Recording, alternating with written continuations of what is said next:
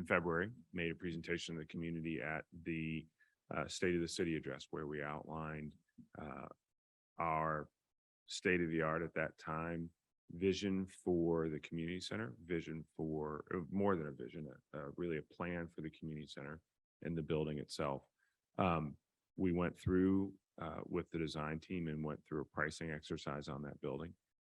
As with anybody else who's doing any construction project, I don't care how big it is, I don't care how small it is, in this environment, it came in more expensive than we expected. And so we went through a process that happens in many projects, many construction and design projects, of going back and really asking tough questions about the building. I think that process has led us to a place where we're going to present to you tonight and to the community what is a better building than we walked out with in February. I think it is a building that we've made some really good choices. I think we've looked at what is this building really going to do? How is it really going to function? And it's a building that we look at it as a team, both our staff and the design team believe that this is a building that will be a great place for our older adults. It will be a great place for our youth. It will be a great place for our families, and it'll be a great place for people who come into our community and end up in this building for whatever reason. So with that introduction, I'm going to turn it over to Keith. He's going to walk us through the design. Then I think Jim Russell's going to talk a little bit about where we are on cost. We'll talk a little bit, I think Brent's going to talk a little bit about budget. And then, there are a couple things that we still need to discuss with the community, and we'll hit those at the end and talk about timeline. So Keith? We have Keith Hall from MSA Sport. Right? Yeah, that's my name. Yeah. Thank you. Thanks for your patience. Thanks for having us here tonight. We're very excited about presenting this. As Steve mentioned, the main thing that we were up against with the original design is it did come in over budget. The market is very volatile right now, so this is, we're a little reacting to that to some extent. But as I walk through this, I think Steve hit it on the head, is that we were really focused through keeping the community center a community center. We really didn't lose any basic elements of that. So I'm going to go ahead and start here. What we're going to talk about tonight, we're going to go through the planning of the building, where we were back in the winter, and then where we are now. I'm going to present the exterior. The design of the exterior has developed since we last spoke. I'm going to go through some budget review, some schedule review, and then we're going to discuss next steps as we move forward. Where we are now. One of the things we realized early on when we were confronted with the budget issue, that in order to bring it within budget, we had to take a floor out of the building. That's not simple with this building. We didn't have the ability to go in and just take a floor out and pull the building down. We had to weave our way through the building and look at each space individually, right size it, and then also take out space where it made sense to take out space.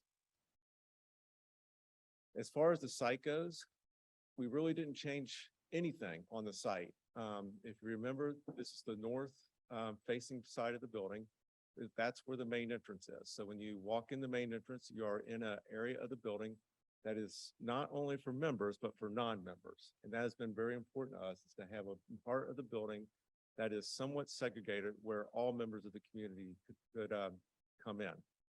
And then the south entrance is a members only entrance. So if you have a membership card, you come in, you swipe, you go right in, and you're into the building. And then over here on the east side of the building, that is the entrance to the parking garage. That is remain where it currently sits. We're currently sat before too.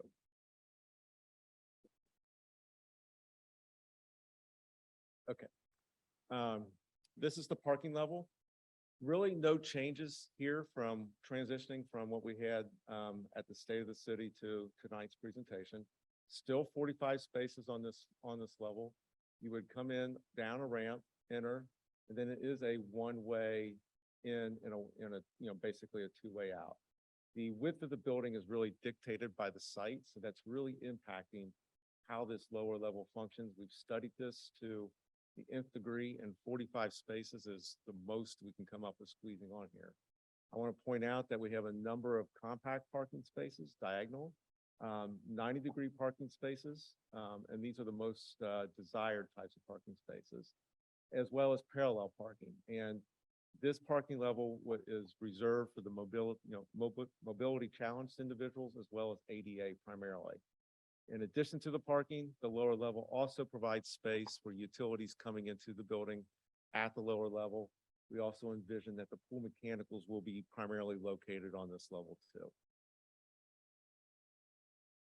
Moving up to the first floor, you'll start to see, this is the original plan up here. And I'm going to point out two things primarily. This little white spot here was a stair that went through all floors of the building in the original design. And then another stair down here on the south, you'll see that it's pointing north and south. In the new plan, because we were able to shrink the building and adjust some of the occupant loads in the building, we were able to take that stair out. And that has true advantages on this first. We've really opened up this lobby area. This is the adventure play area. So community members can come into the building, use the community or use this adventure play area, the cafe, and really this has become an exciting space because of that one move. As you go through the secure checkpoint, the primary elevators are still located here directly across from the desks, so staff can control and have some visual sights of people coming in and moving up and down through the building. The community will come into this point and this is a major decision point. They'll either go and take their kids into the child watch area, go directly into a major fitness area, or go and use the locker rooms, then go to the fitness area, or then go directly into the aquatics. So some major positives that really came out of this move. As you move to the mezzanine, some of the approach to this was to expand this mezzanine level. The structure was already there. It's a double high space. So we shifted some square footage that was on the upper levels down to this level. And we were able to expand the fitness out and over the existing fitness area. And we also made two large group exercise rooms. That's important to remember as I go up to the senior level. There used to, and I'll point it out when I get there used to be a group exercise room on the senior level that has been taken out of the building. But to compensate for that, we came down to the mezzanine level and created two larger group exercise rooms. We also used to have the teen area in here with the tech gaming space. That has moved to an upper level of the building. And then we've redistributed mechanical space into these two spaces. This tan area is still a very social or circulation area, and we still have a little bit of a socialization area sitting up there, little off the beaten path, a little bit more of a quiet space for people to go to and maybe converse or have a meeting. And then this entire light gray area here is a tenant space. It's about 5,700 square feet. You'll find as I go up through the building that we have taken Nationwide Children's out of the building, significant square footage out associated with them originally. But this is put back in, and this has been presented by Steve to Nationwide, and there may still be some interest in them occupying this space as we move forward with the project too. As you move up to level 2, this is where the seniors have been located. They have not moved. This outdoor deck has not changed in this design. So a really nice outdoor space that has ample space to do programming on. So yoga classes, outdoor yoga classes, outdoor group exercise, as well as outdoor teaching classes. So gardening classes, cooking classes, and those things potentially. The senior social area is right here. Classroom space with some programming rooms with a divider there. So all this remains as we pretty much originally presented. As I noted when I was talking about the mezzanine, this is the old plan up here. There was a larger group exercise room located on this floor that has shifted. And instead of having one large and two small, we now have two very large group exercise rooms that can accommodate a lot of different activities. You will also see all this dark green space and it was also here on the old plan also. That is where the Parks and Rec administration offices are going to be relocated to. And then in the original plan, we still had tenant space down here. That was about 15,000 square feet of just open tenant space at that time. We have shifted down and we brought OSU down to this floor too. So the users on this floor are seniors with the outdoor deck, Parks and Rec offices, as well as a significant amount of OSU space.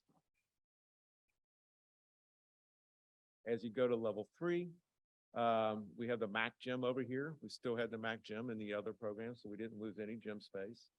We are still trying to weave fitness space throughout the building. So as you don't want to work out down on the first floor, or you don't want to work out on the mezzanine, you want to go up to an upper floor and have a little bit more of a private experience.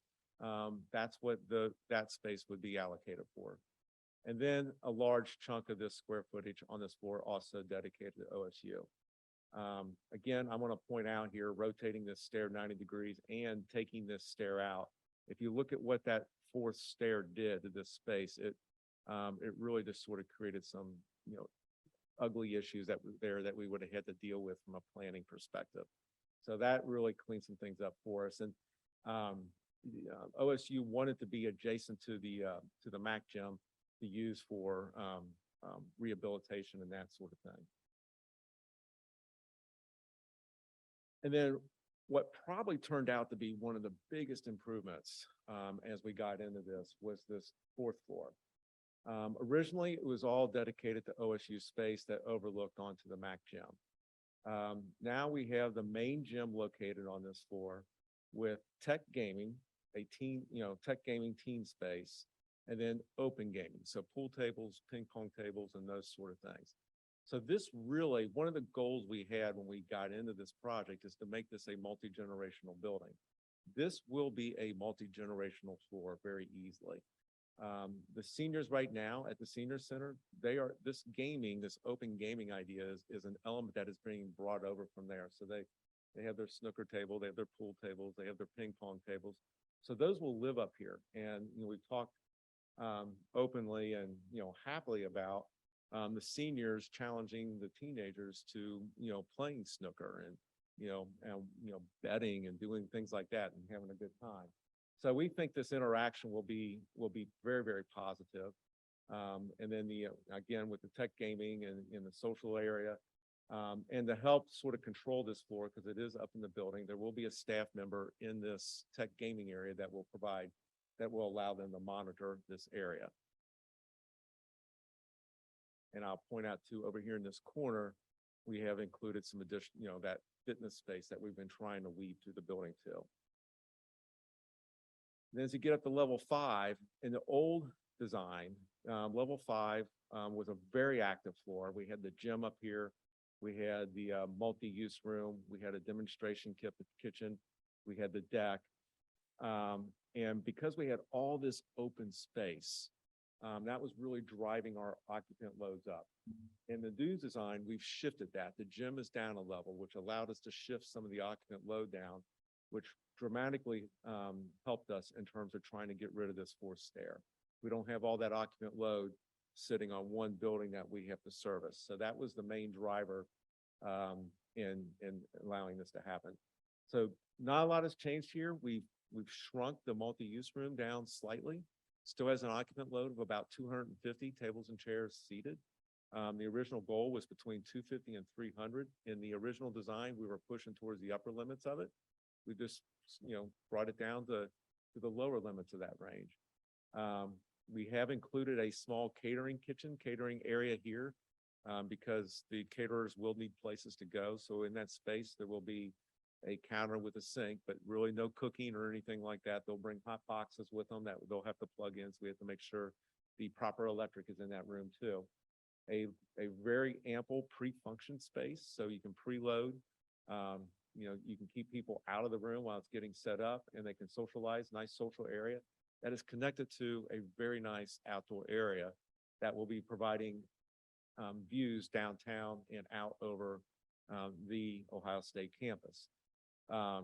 And this floor, sharing on this floor is also the running track. And then one of the requests we had right between when we were finding out that the original design was over budget and moving forward with the new design was a request to add a bride's room. And that is a legitimate request. So we were able to bring the bride's room into design because we found area for it because we did take the stair out. But we also see one of the requests we had from the community was a meditation room. And we have been struggling with where to place that in the building.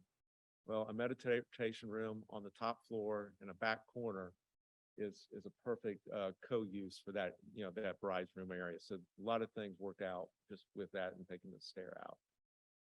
And it's 8 laps to a mile on the track.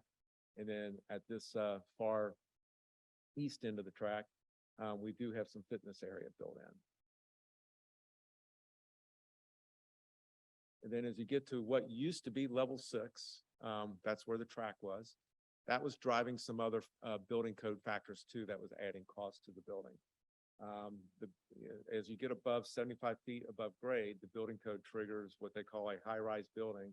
We have to start doing some pretty expensive elements to the building. Smoke evacuation, pressurization on the stairwells and so forth. By pushing this occupied floor down to less than 75 feet, we can avoid doing all that. We still have a penthouse up here, but that is not considered to be an occupied floor, is in a mechanical space, so that doesn't drive the high-rise requirement. And then parking.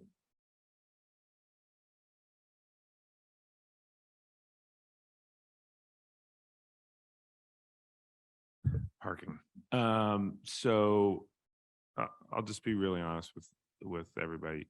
We have spent a lot of time on this floor, or on this space. And as you can see from the graphic here, we fit a lot of spots in a tight space. But as we looked at this layout more and more and more, we came back to, okay, what is the purpose of the space? The purpose of this space is to make the building more accessible for those who might take a longer time to get in the building or might have some kind of mobility challenge that makes it so that they really need to have the most convenient possible way to get into the building. And it's an okay assumption to say, well, that would be an underground garage in the building. As we got into this design and as we worked this design as hard as we could, one of the things that we're going to do over the next couple months is go back and challenge that assumption. Because when we look at how this garage lays out, there are some significant challenges to making this be space that is accessible to folks. So underground garages, by their very nature, are more difficult no matter how well you light it. It's tight, it's dark, it's unfamiliar.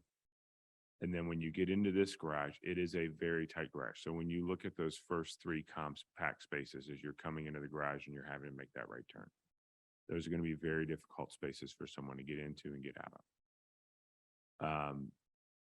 The spaces along the north wall, pretty standard, pull in, back out, not that big a challenge. Similarly, when you get along the west wall, which is the Tremont wall, not bad. But then we've got a series of parallel spots.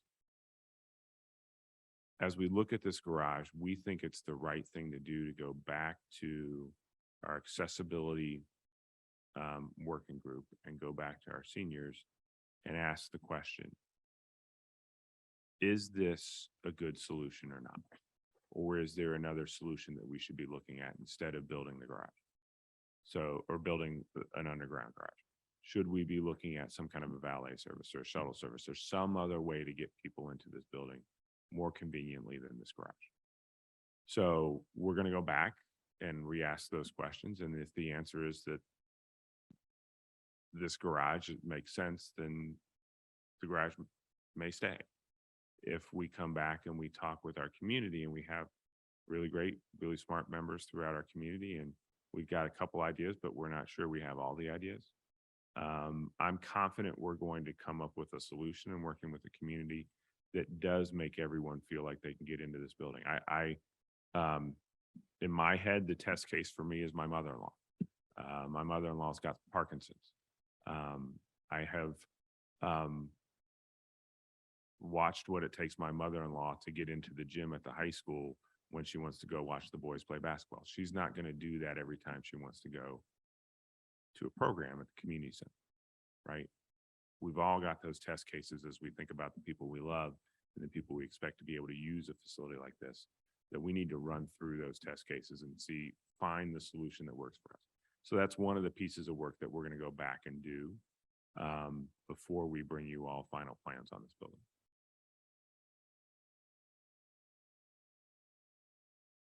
So as Steve said, on the parking, we're gonna be driving this pretty hard over the next coming weeks. We want to engage with the community.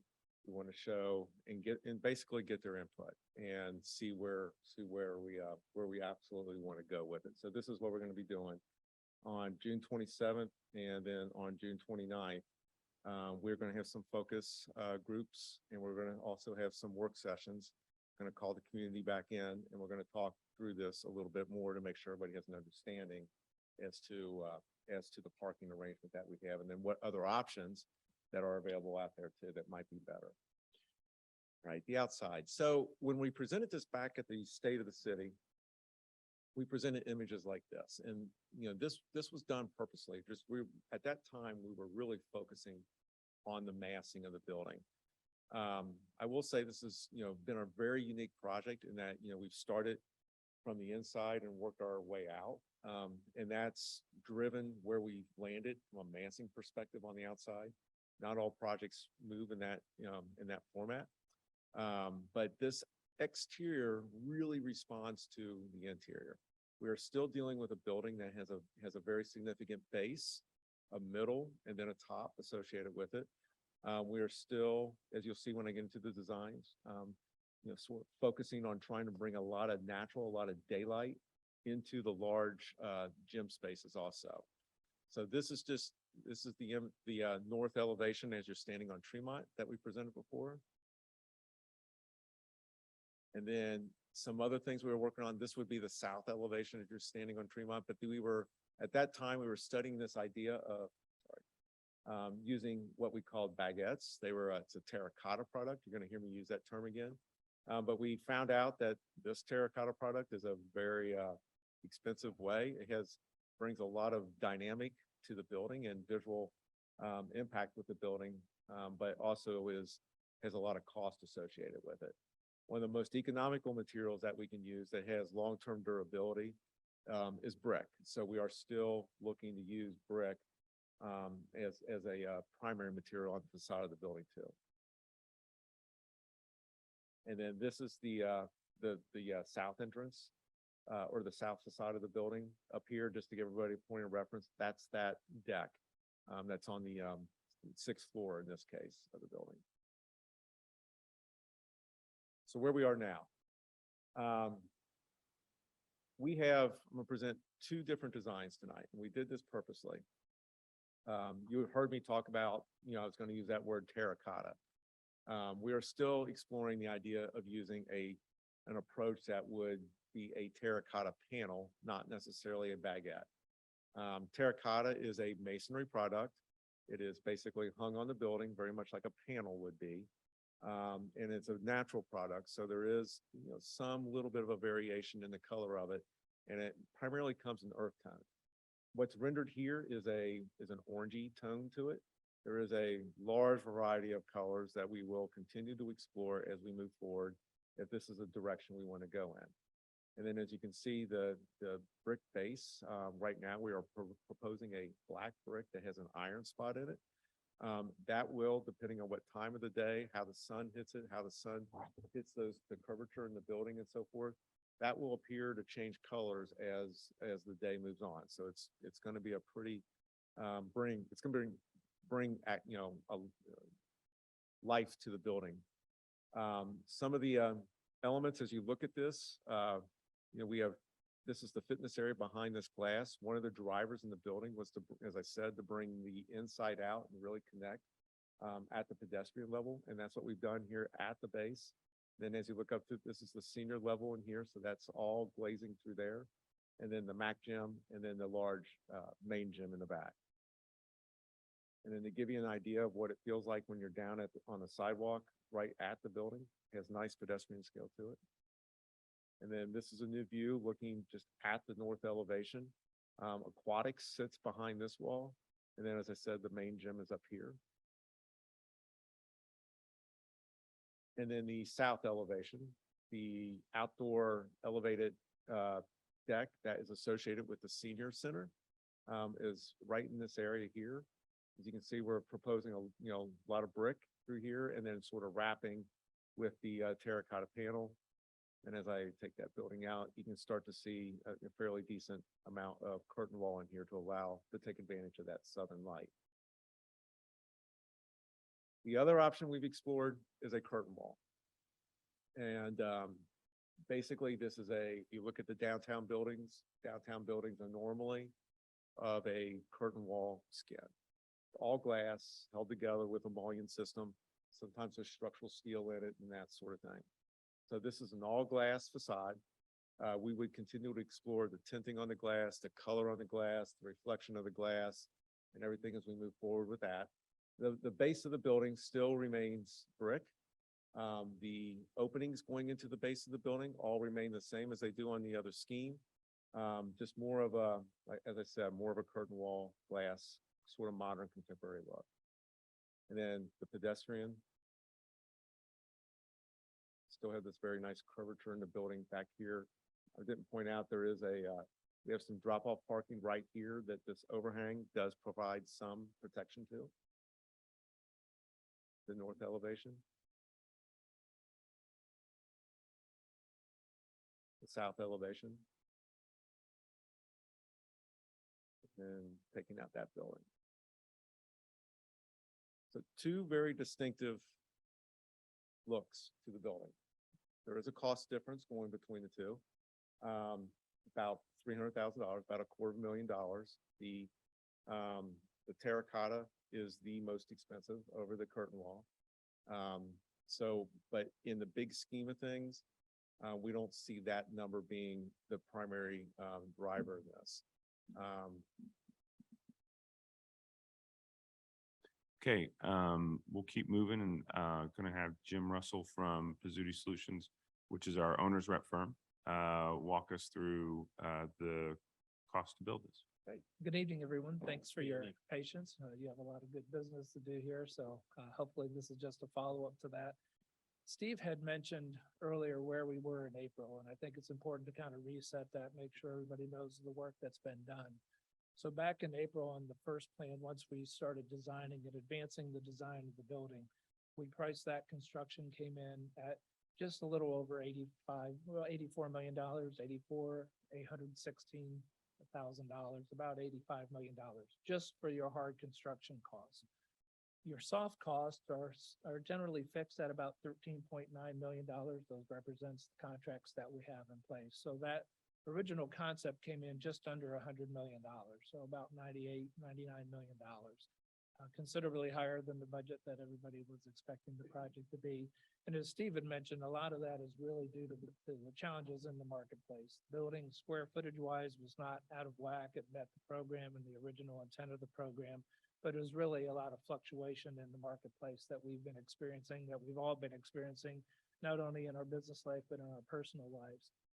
Costs that we're seeing anywhere between 30 and 35% increases, so significant increases.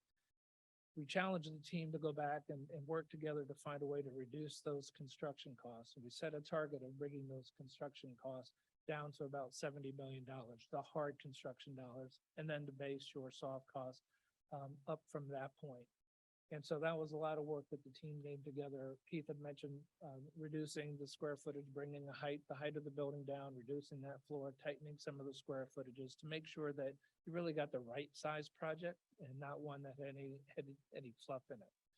And that's really what Keith has presented this evening on some very efficient buildings to make sure that we did what we could to make sure the physical piece of that project didn't grow too big. And then we could focus on how do we deal with some of those uncertainties.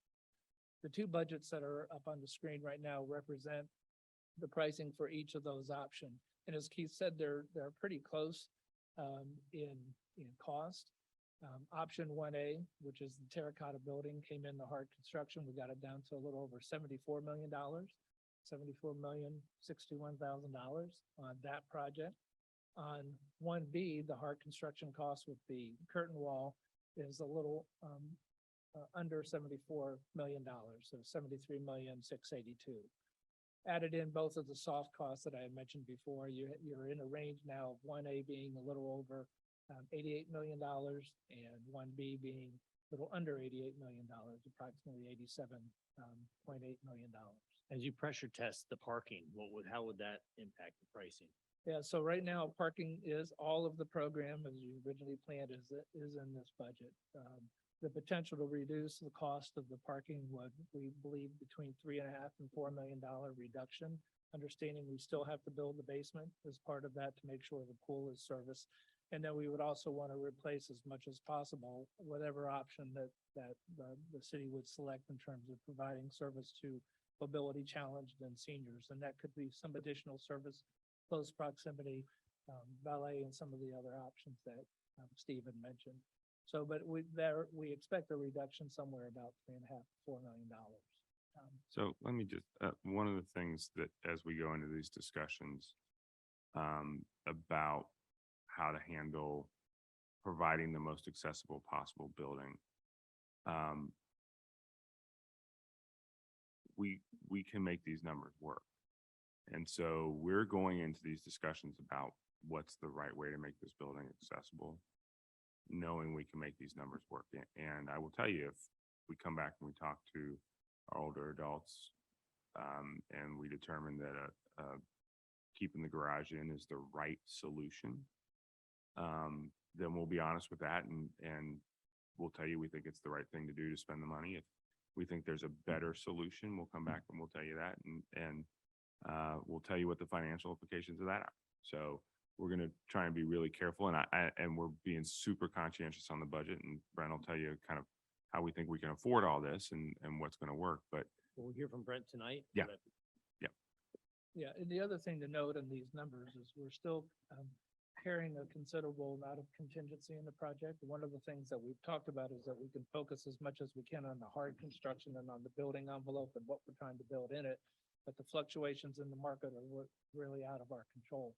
So what this budget represents is a little over $6 million in contingency, 5% contingency for estimating, just to make sure as the design is advanced, that the more information that the contractor has, the better the numbers can be.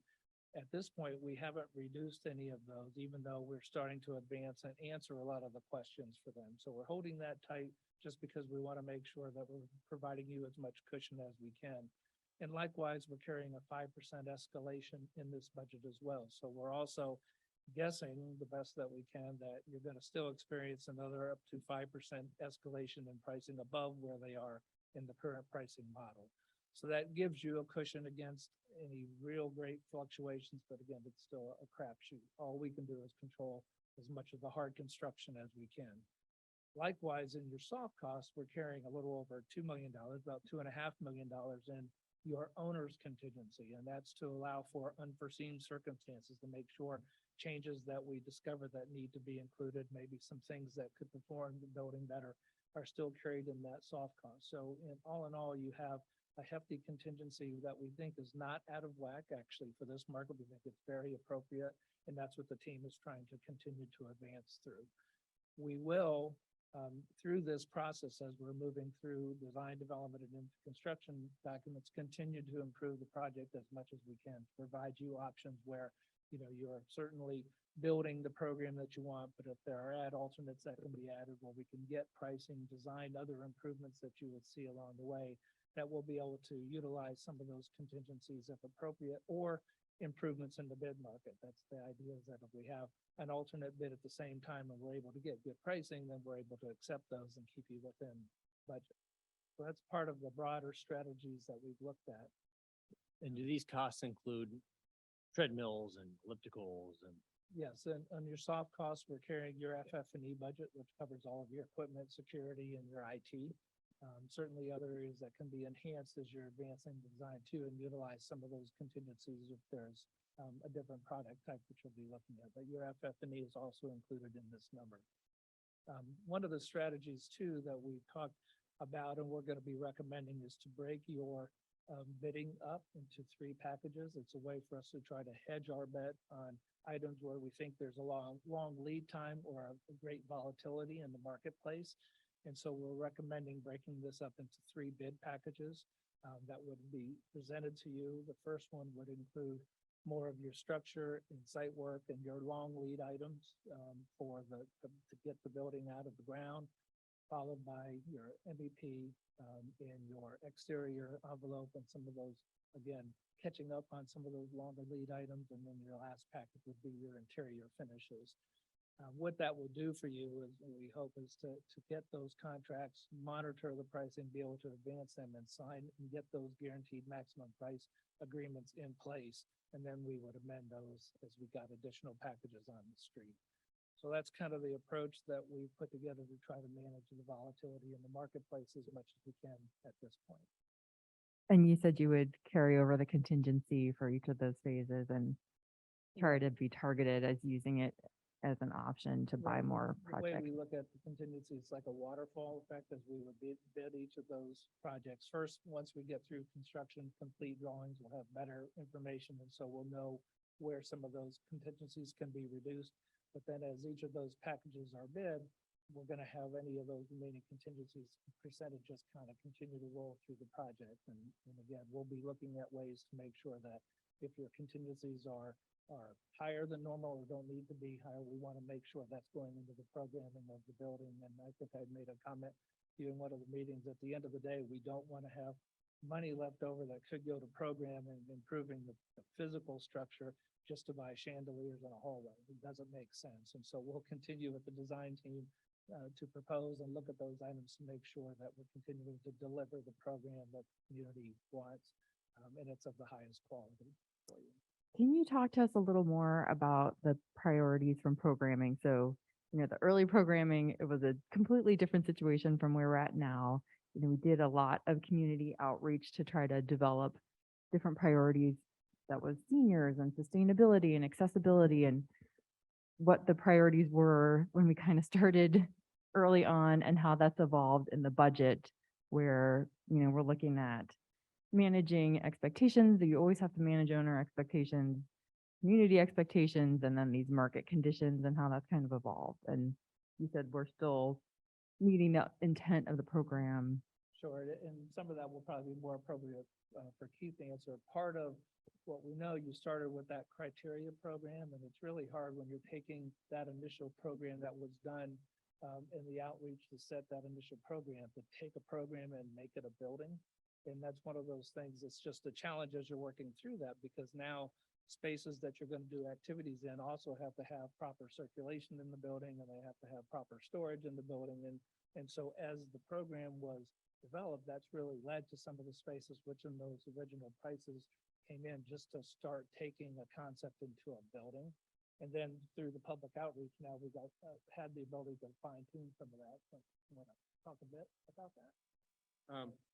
I would just point out that as we went through the original design, there was significant focus on that. We had community engagement. We had focus groups. We talked to different focus groups.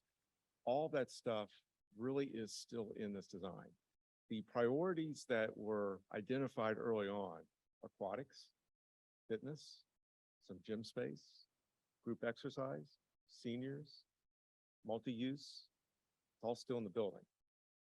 Some things that sort of got maybe dropped off the edges. We had the one thing that comes to my mind is a demonstration kitchen. And as Jim was explaining, we might have the ability as we move forward within the contingencies, as we bid that as an ad alternate. And where I talked about that catering kitchen, for example, be able to at least put a stove in there with a hood and that sort of thing. It may not be the demonstration kitchen with the large monitor above, so you can see somebody cooking behind it, but they can go in there, and we've talked about this, and at least do some open cooking with a small group or something like that. So we're going to continue to look at those opportunities as we move forward with the design. And what's gonna help is getting these early bid packages out, because that's gonna really show us, what we predicted here and where we stand with it. Does that answer your question? Thank The, you. the other thing I'd add to that, as we went through this process, we really, in the February design, loved how the senior space came together. And we loved the fact that we had our seniors on the mezzanine and the second floor, and we had that outdoor patio. And that proximity, but not right, that proximity, but not being right at the front desk and having everything together. That was one of the things that we really loved about the building. One of the things that we didn't love about the building was that we didn't have a place where we thought our teens and young adults were going to kind of come and be. And that fell together when we took that stair out and we took that floor out, it just all fell together. So, but the prioritization in terms of making sure the first floor of the mezzanine and the second floor really maintained as the core of the building, and really where our older adults felt like they had a home. And I'm really pleased with how the design team maintained that through this very difficult process. And another thing to note, your original program did not have two outdoor spaces, so you've actually added another outdoor space, which really helps the environmental use of the building and really the connectivity between inside and outside. And the parking garage wasn't in the original budget. You had kind of a parking overhang and you had program space having to go up and not have that ground floor entry. So it's actually a better program and provided even more amenities to the way the building will operate and the way the public will engage with the building. And it's a community center, so community has to be part of the whole design process. So you picked up a little things from there as well. You want to add to that? Okay. Next, I'll kind of do a quick introduction on just where your funding update is, just where we are, and then if there's any details, then Brent can respond to that. The original plan was for a total project of a little over $69 million. You had about $40 million that was earmarked for income tax revenue bonds to pay for that. The city putting in approximately $5 million, and then private fundraising of a little over $5 million that would come into that financing package. A separate bond issue is planned, a taxable bond issue for that tenant space, for the office space, which was just under $19 million. Total project budget around $69.1 million. The revised funding plan increased the income tax revenue bonds up to a little over $50 million. City cash, you would increase some of that cash into the project as part of your 2022 capital budget, raise that to about $14 million. Private funding, about $8 million now. Community fundraising is really going well for a total community center budget of a little over $72 million. And then the leasable space, because of the reductions, we're looking at a reduced bond to cover that cost, about 12.5. That could go up once we're right sizing some of that and working with potential tenants on the building. So for a total project of a little over $85 million as what was identified earlier this month. So we're very close to that. If you look at the numbers, we're very close to the dollars that you can spend, knowing we still have contingencies, we still have other fine tuning to do and some other decisions to make on some of the areas that we had just pricing allowances for. Ms. Burris. Thank you, Council President King. I'm looking at that city cash number specifically and hoping to hear from our finance director.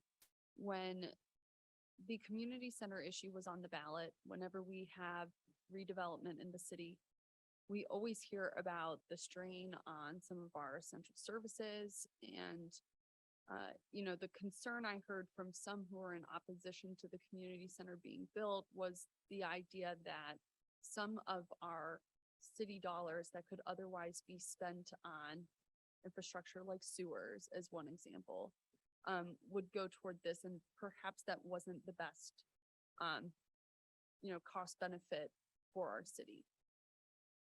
It's a significant, $9 million is pretty significant. I would just like to hear your thoughts and perhaps those of our city managers about, why we feel this is the best use for that $9 million additional dollars. in cash. I'll take the why we feel it's the best use, and then let Brent talk a little bit about where we are on capacity. So, the city has been for years running surpluses, and we have been looking at managing our finances very conservatively, with the intent of making some big investments. I think when we took this to the ballot, 80% of the community said this was the big investment they wanted us to make. This does not get in the way of us continuing with our sustainable sewer solutions program. It does not get in the way of our street maintenance program. It does not get in the way of our resurfacing programs. It does not get in the way of doing things like you did tonight, passing our root control program for our sewer lines. We have the capacity to continue with our CIP in these numbers. These numbers also, there's a note there that these numbers don't include a $450,000 grant that is in the draft of the state capital budget. These numbers also don't include any increase in property values in our TIFs. We're still in these numbers operating off of 2020 property valuations for our TIFs. We have the capacity to do this, and this is what the community said needed to be our next big investment. We are continuing to make the investments that the community said we should make when we passed, I'm going to look at Brendan, issue 23. Those investments are continuing to be made. This is the next big investment the community said we should make. Good evening, council. I'm not sure what else I have. That was great. Not sure I have anything else to add, other than I would mention in regards to city cash. Chart shows 5 million. You will recall that you moved that up to closer to 9 million. Through the 2022 budget, as you added another, actually it was closer to 11 now. Through the 2022 budget when you added $6 more million. So we're really looking at a couple $1 million more that we're adding here.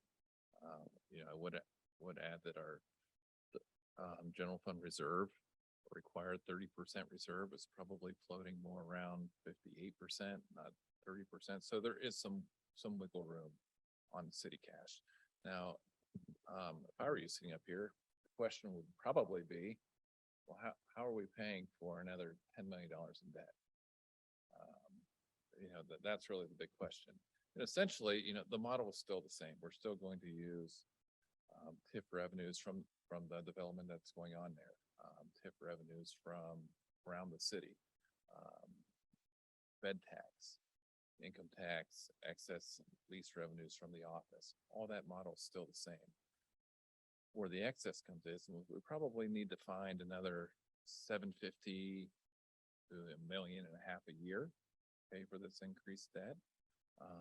And admittedly, that's something we're still working on.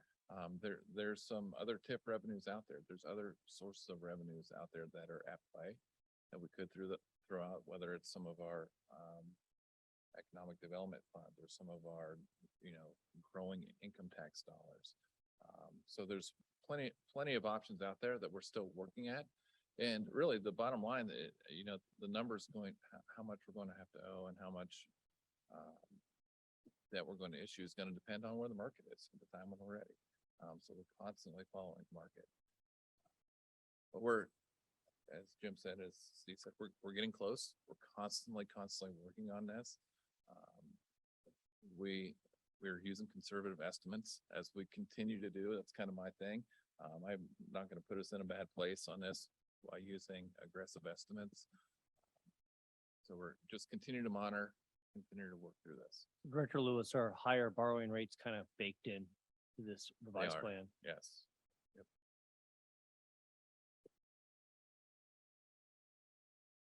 Brent, we explain the math in the old plan real quick? I'm sorry, it's 54 million plus 18 does not equal 69 million. It equals like 72 million. There's probably a typo on there. My guess Okay. it has to do with the leasable office space, is where it is. I wouldn't pay too much attention to the leasable office. I was space just, because essentially that's going to work itself out as we're gonna charge enough rent, actually probably excess rent to help contribute towards, community center as well. That's really probably where our math error is on that.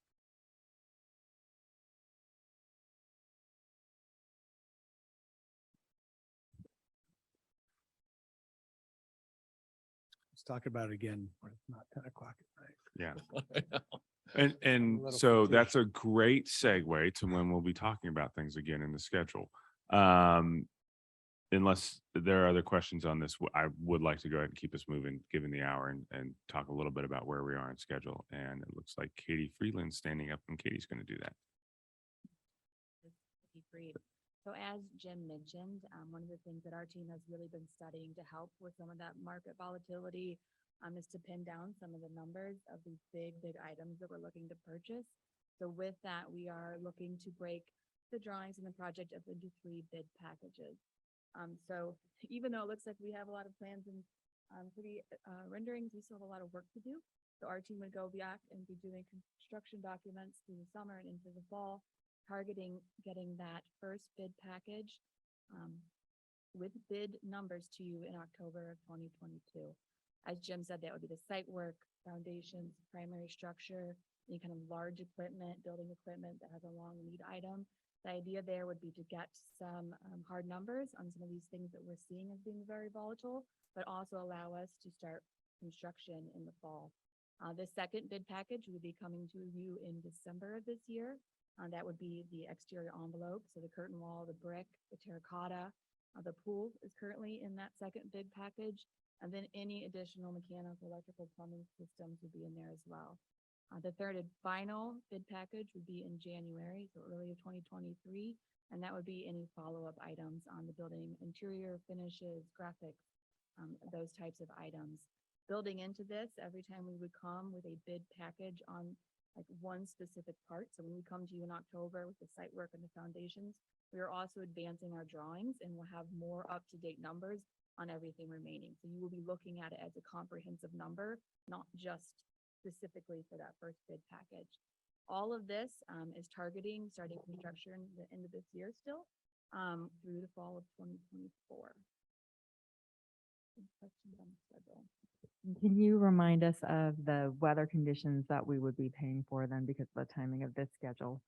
Yeah, so actually the way the schedule is working out now, it has us starting the concrete work at kind of ideal time.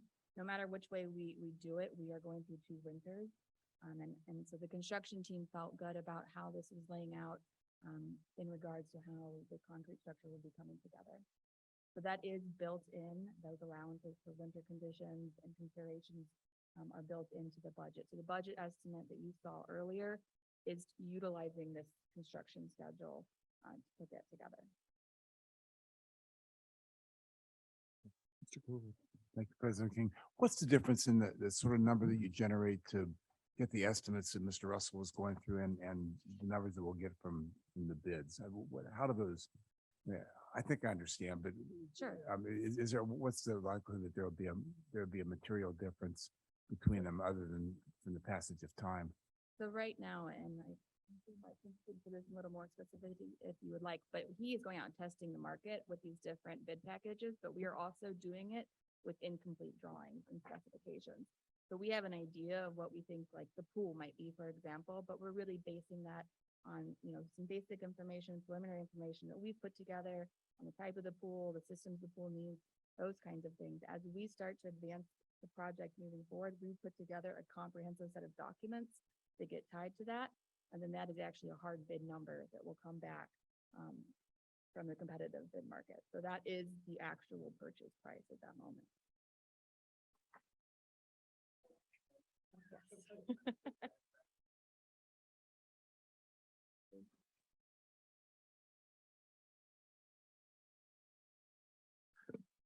Yes. Is that our last slide, Katie? I think there's one more. Oh, next Just step. next steps. So obviously, as we mentioned earlier, we will be heading into some focus groups specific on parking towards the end of this month. And we are currently slated to come back in front of the community for our next big community engagement meeting in August. So that date has not been finalized. but we will work to finalize that soon. If somebody in the community wasn't a member of those focus groups, but had an opinion on parking and wanted to share that opinion, how would they go about doing that? Sure. So if you go to, they were to go to the uacommunitycenter.com website, that information and the website link was within this presentation this evening on the parking side. All of those emails, they come directly to the design team and to other members of the city. So that would be a great way to give feedback and comments or ask additional information about those groups. And similarly, if somebody wanted to be a member of those focus groups, would they be able to, Yes. ask to join, or are you doing that through other? Yeah, I would reach methods? out via that Okay. website and then we can get additional Okay. information to them.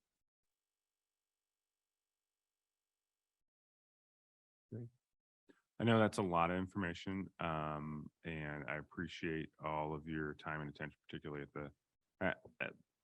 not so much late hour, but after a very taxing meeting. But I think we've made some great progress, and we're looking forward to really getting back out to the community and saying, okay, let's finalize this and really answer those last questions to make sure that this is the right building for us to build. So, and also, again, thanks to the team. They've done a great job kind of pulling all this together. Thank you. City manager update. Let me just do a quick check. Well, last time I checked, the Celtics were up on the Warriors by like 3 points. I promise I only checked like 3 times. 300. And so other than that, I think we've had a pretty robust meeting and a pretty robust couple of meetings. So I will dispense. Although there are actually 2 things that I should give you updates on. One is we did have an issue at Reed Road today where our coronation got a little bit out of whack. We have corrected that. We will be able to open on time tomorrow, so that we'll have a normal day at the pool tomorrow.